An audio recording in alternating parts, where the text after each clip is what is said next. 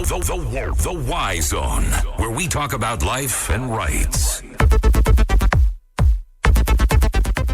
Hello, good evening, and welcome to another episode of the Y Zone, the show for the youth. And young at heart, with me, your host, Brian Malvin K. Sitole.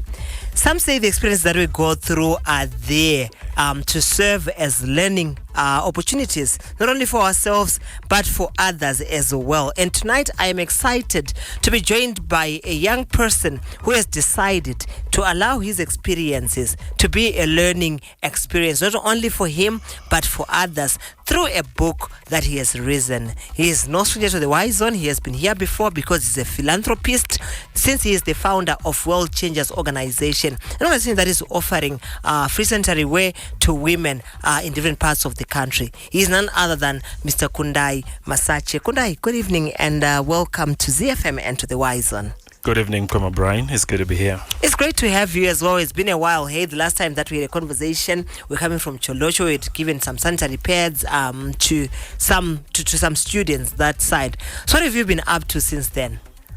Well, it's been really busy. We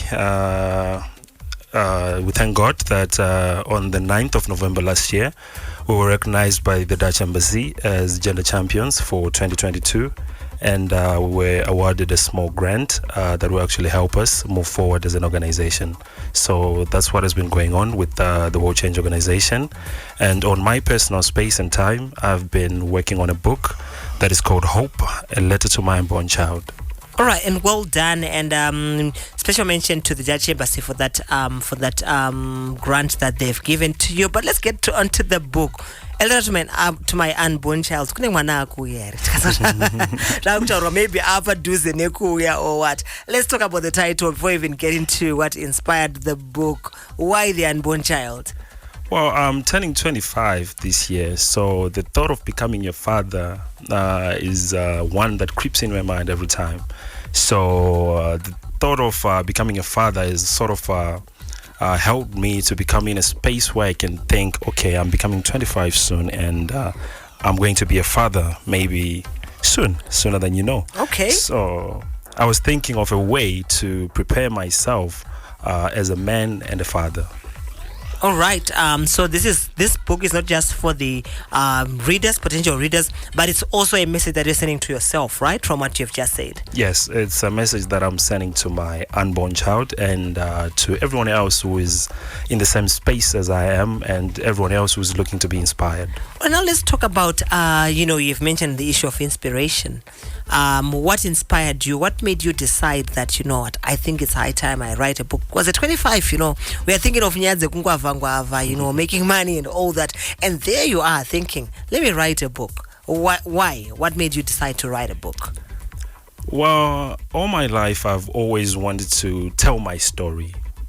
For the people who know me, I'm very fond of giving advice, especially relating to my own experiences. So I thought of a best way to tell my story and also educate whoever cares to read and listen to whatever it is that I'm saying. Mm-hmm. So I decided to take my own experience and some of the things that I believe it and put it on paper, and so that others can actually learn and enjoy reading the piece. All right, so it's for others to also learn and enjoy reading, which is very, very important. So before we get into the book itself, you have said that your experiences also motivated you, which makes me wonder, who is Kundai Masache? What experiences has he gone through? Let's just give us a little bit of a background about yourself and some of the experiences that inspired the book, specific experiences now from your life. All right, Kundai Masache is turning 25 soon. Born in Bindura, grew up in Marondera. But for the most part, I spent most of my childhood in a village called Igava and partly in Kwaeza. So that experience alone... This is Mash East, right? Yes, Mash East. So that experience alone has taught me a lot about life. And also I've met a couple of people that have actually inspired me to write my own story and tell it in a different way. I met a very interesting person. Her name is... Faith Zaba. She's my mentor, and she's been guiding me a lot in how to maneuver through life. And I have to say, 2023 is quite a blessing for me because I left school about 6 years ago. and I was working now. I was trying to do what I was doing, and I was just blessed with scholarship by the owner of Associated Tires and Pro Tires Fitment to pursue with my degree that I'm yet to choose.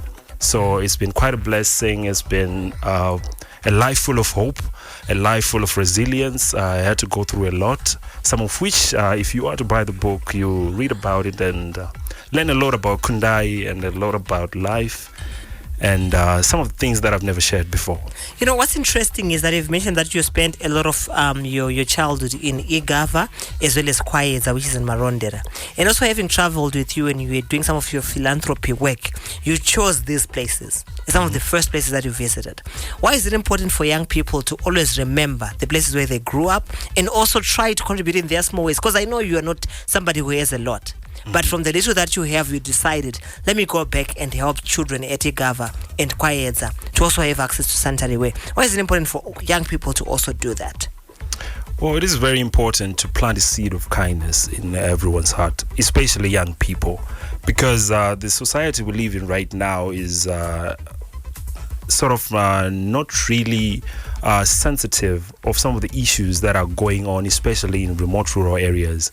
Growing in that part of the country, I began to realize that it is actually necessary for some people, even who don't have much, but who have influence, to at least mobilize the resources that are in their way so that they can help those that are in need. So what I decided to do was to become a bigger brother that I needed when I was growing up. All right, so it's your show, The Wise On, the show for the youth. And then had with me your host, Brian Malvin K.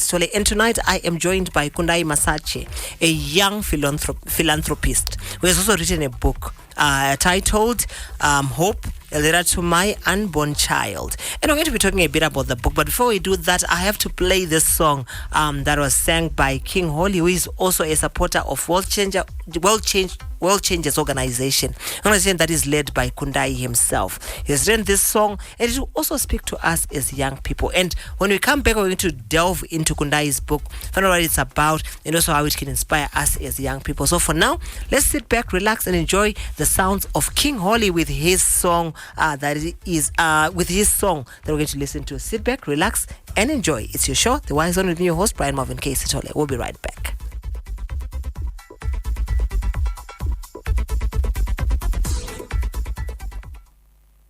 Z.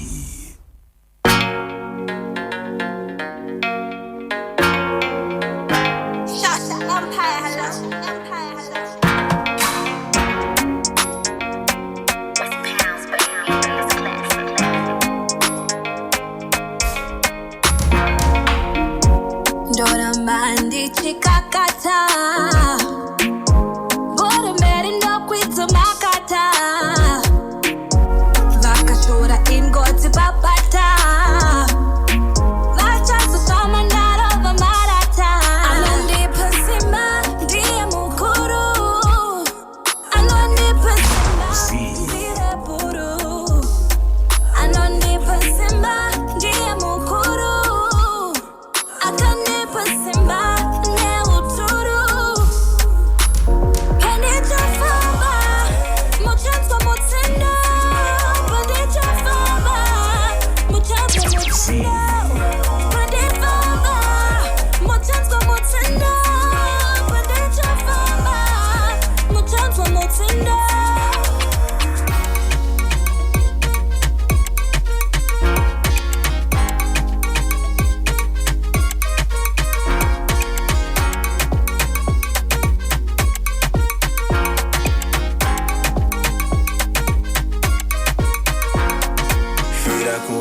Tatata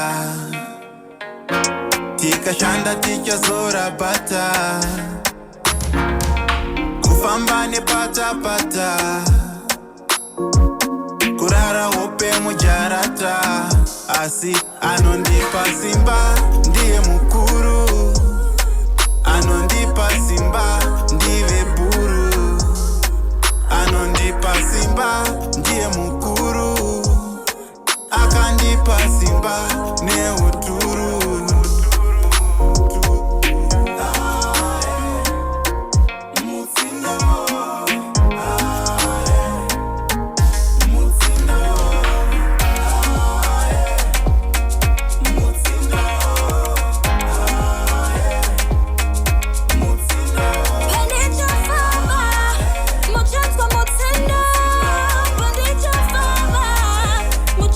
Mutsindo.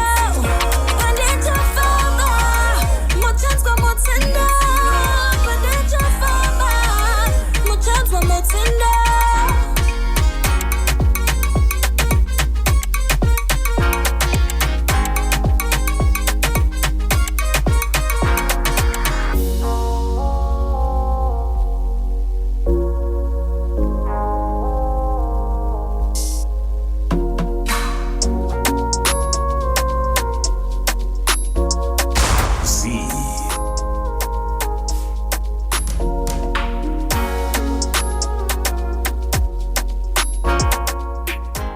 Mutsindo by King Holly. Somebody who works closely with Kundai Masache, who is my guest tonight. He's a philanthropist, and we're here to talk about a book that he has written. Quite a very, very nice song to listen to, and I really enjoyed it. And also, one thing I have to tell the listeners is King Holly himself is in the building. Unfortunately, he's holding a camera, making sure that the video of this show is taken. So unfortunately, he can't speak. But Kundai, what do you think of the song that we're listening to, Mutsindo? The song is really good. It sort of spreads the whole message that I'm trying to put across in the book. Mutsindo, resilience. Is that it? And also, it's important for us to not look down on ourselves, right? Tite mutsindo kwatiri ikoko. You have done that in the areas where you grew up, which is something that we were talking about before we went off air, before we listened to the song. You went back to your community. Waita mutsindo ne donations awakaita. So I think it's something that we as young people need to consider. In our small ways, let's make a difference, right? Amen. Now let's get into the book itself. What is it about? What is this book about? Can you just give us a little bit of an overview on it? I was thinking people should buy first before I tell them. But anyway, they would want to listen. They want to buy now after they hear this. Anyway, that's fine. So we talk about a lot of issues in this book. Most of these issues are sort of connected to my life from my childhood up until now. We talk about resentment from one's childhood. What I've noticed is that a lot of young people have a sort of resentment from some of the issues that happened when they were still children. So they blame maybe certain situations or certain people for how they turned out to be in their own lives. So there is a certain bitterness that sort of hinders their growth. So I try to address how people should try by all means to make peace with their childhood so that they can move forward. Is it possible to do this before you go into other themes that are in the book? Because, you come across people who tell you that my parents divorced. And because of that, I couldn't get a proper education because my dad walked out on us. And, somebody is maybe 25, 30, 35, they're still bitter at the dad. Or they will tell you my mother was abusive. And so because of that, I didn't achieve what I was supposed to. How do people heal from that? The first thing is you need to accept your situation as it is. In my own experience, I grew up, I was raised by a single mother, and I had some resentments towards my own father for some time. But I acknowledge that that alone was hindering my growth. For me to become a man and possibly a father, I need to make sure that I let go of the baggage of the resentment that I have towards my own father so that I can make peace and have way for the love that I can share with my own child. So what I did was I tried to address each issue as it is. If I had a certain situation that I didn't understand, I had to ask my parents. If I had a certain incident that happened that I couldn't really figure out or that I think it affected my life, for example, I can say that I had to wait 6 years to start going to uni. So for some people, you might take that and say, my parents didn't do justice to me. But for the past 6 years, Mukoma Brian, you've seen what I've been doing. Right. You have to work with what you have. I didn't have much, but I tried my best to make sure that I do what I can with what I have. I actually started an organization. I started donating in different places. I didn't have money, I didn't have resources, but I created a network that allowed me to help other people and become the person I am today. I cannot say that I have it all, but God has blessed me enough to become the man I am today. You've also inspired other people. You're also blessing other people. You're passing it on. Lighting other candles as we go. That's very important. So we've talked about resentment as one of the themes in the book. What else is it about? I spoke about anxiety and depression. You get to a point where you feel like your life is not going anywhere. Like you don't know what to do. For example, at some point I was staying in Harare and unemployed. It's really tough to be in Harare. Life in Harare is expensive. It is. It is expensive, and what I did was I told myself I'm not going back home. Home is Marondera. Some people have a choice, but I didn't. Because I knew that if I go back home, everything that I ever worked for, everything that I tried to stand for will be gone in the blink of an eye. So I was resilient enough to stay, and believe me, it was very tough. For 3 months in Harare without a job. So it was really hard, but I had to pull through. That resilience helped me, but I was depressed for a while, I have to be honest. So what happened then?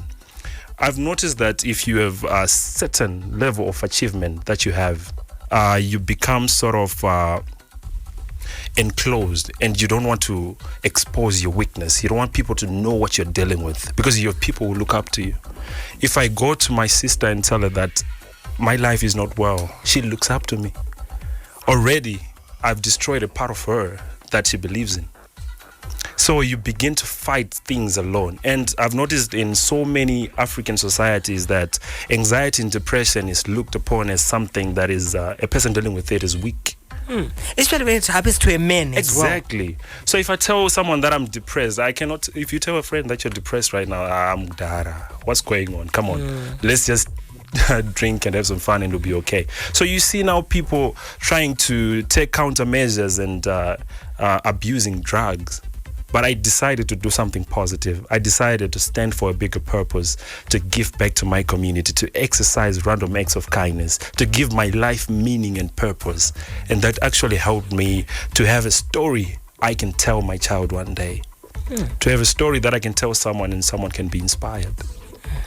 So, sometimes we talk about these issues and we just talk about them at surface level, to say, I went through this for 3 months, but I was able to endure. And I like the fact that you've acknowledged that it wasn't easy. There were challenges, there were hurdles. But what I would also want you to share, because a lot of people are going through that who are listening right now. How did you make it? What are some of the steps that you took to say, you know what, andisikushanda izvezvi, but kumushanda ndisikudzokera. But I'm going to hold on to this. There's somebody who said, when you get to the end of your line, tie a knot and hold on to that. What was your line? What did you hang on to for those 3 months? Hope, Mkoma Brian. It was hope. Hope is not blind optimism, but a belief in things not yet seen. I knew what I wanted in life. I knew what God had prepared me for. And believe me, I'm not saying that I'm the smartest guy in the room, but I've been blessed enough to have a supportive system that is very strong. I have King Holly here. I have Madam Faith Zaba, who I can talk to and advise me and guide me in so many ways. I have my mother, who can advise me and lead me in so many ways. And like I said, I've been assisted by the owner of Associated Tires and Pro Tire Fitment Centers to get to my purpose, to get a degree, so that I can move with my life. If I had given up then and gone home, where would I get all this? If I had given up and gone home, the grant from the Dutch embassy, it wouldn't be here. I wouldn't be changing lives and helping other people. I'm not saying I have it all. I'm still struggling to stand on my feet.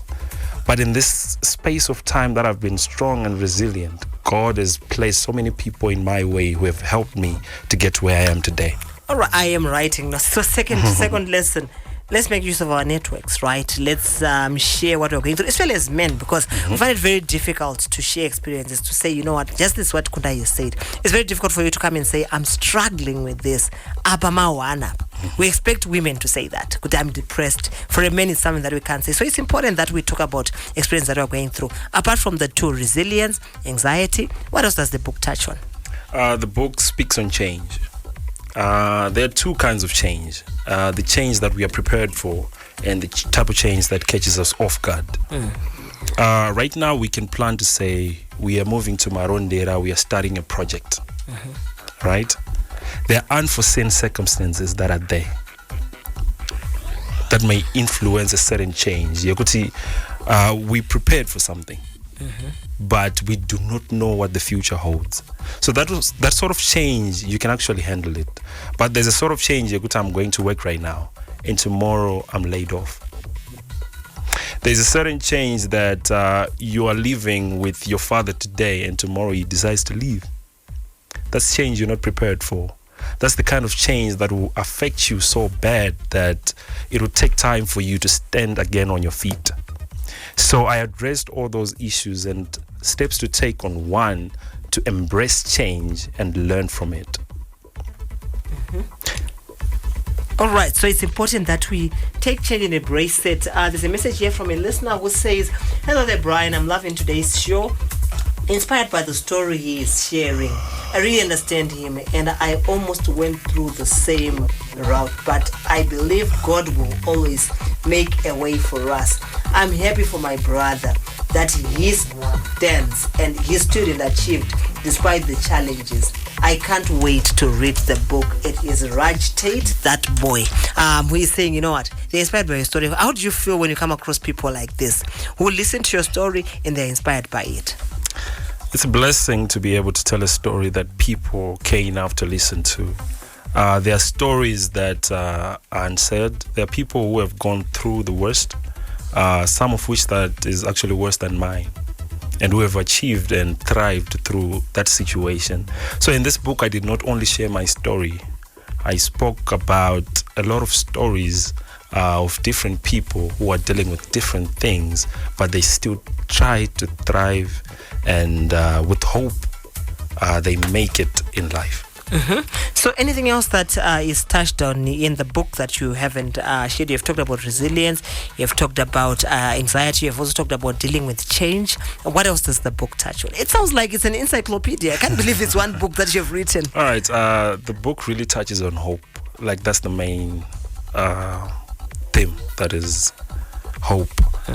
Because at a point when I was living in Igava, what I had was hope to keep going. Imagine learning in a class where grade 5, grade 6 and grade 7 are in the same class. Yeah. Grade 5, grade 6 and 7 are in the same class, and you're in grade 5.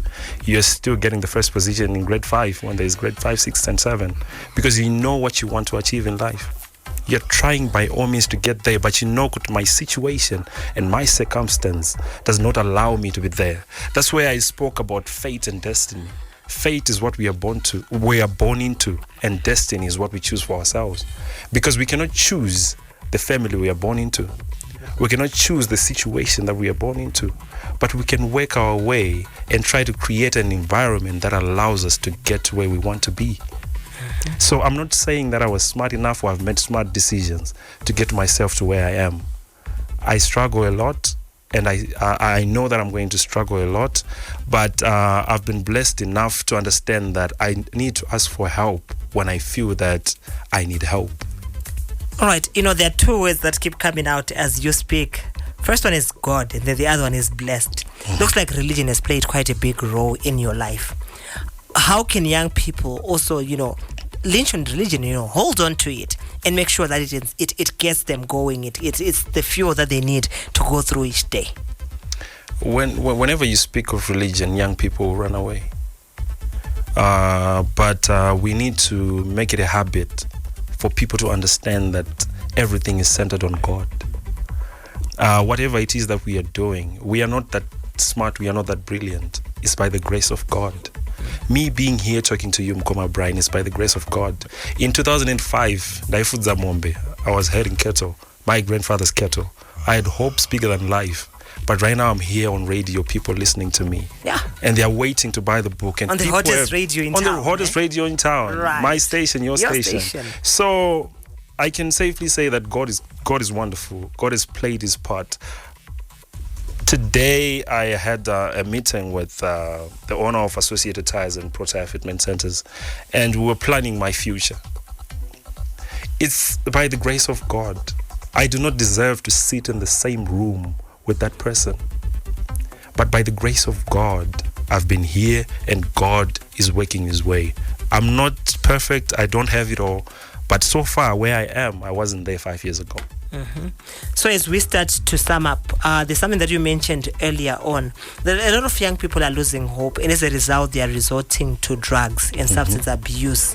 What's your message to them? How do we move from this and ensure that we have this positive outlook, we have this vibe that you carry? It's really nice talking to you because you've got a positive vibe to you. How do we also make sure that we extend that to other young people out there? Well, we need to keep having constructive discussions around issues to do with life. We need to make sure that we lead young people on a pathway to success instead of leading them into corridors of shame. Instead of organizing gigs, I love gigs, I go to gigs, but instead of doing that, we can organize seminars to discuss on how we can help each other move forward. We can start organizations where none of us are getting paid, but still we stand for a bigger purpose that allows us to become something greater than ourselves. So it's a matter of just aligning yourself with a goal that is bigger than yourself, believing in something that you've never seen yet. That's the hope that I'm talking about. Hope in the face of difficulty, like Barack Obama said, hope in the face of uncertainty. When everything is not going your way, but still you're hopeful that tomorrow will be better than yesterday. All right, and then it's important for young people to have that hope that you're talking about. It's important for them to believe, to trust in God and have faith, as you have said. But I'm sure you're also realizing the challenges that we have. Do you feel that this is practical? This can be done, or that you're talking about? Mukoma Brian, I have to tell you, I came from Arondera. I used to travel from Arondera to Harare every day to go to work for 6 months. It was not easy. I was just working for my bus fare. And when I started the organization, I was giving more than I could afford in terms of time, in terms of resources.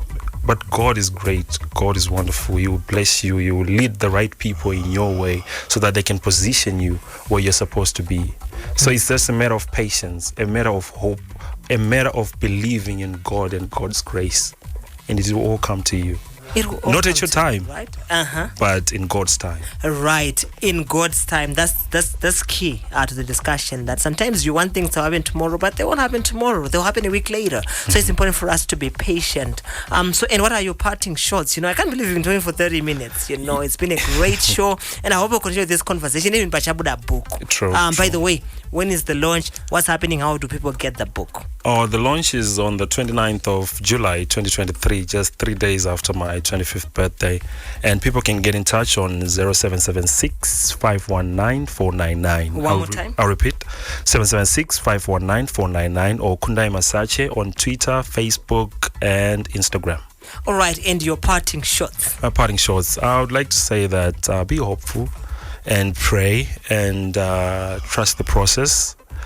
Be willing to learn and try to create a network that can help you grow. They say, show me your friends and I'll show you your future. And I am glad to be one of your friends, eh? Which is good. So, you know what? Thank you so much, Mr. Masache, for coming through. It has been an inspiring show, and I know a lot of young people out there are going through different situations, myself included. We've been inspired. We've been motivated that, it's not the end of the world, and we can really do something to make sure that we have a brighter future. Thank you so much for coming through. Thank you, Mkoma Brian. Unfortunately, that's all the time that we had for the Y Zone, the show for the youth. And then here with me, your host, Brian Marvin K. Slowly. For now, I am saying good night, stay safe, take care of yourselves and of each other. Pangu, the Sakura, and Ndazunza. Rolling the red carpet for Piri the Ghost and Lady K. We're up next with The Fix.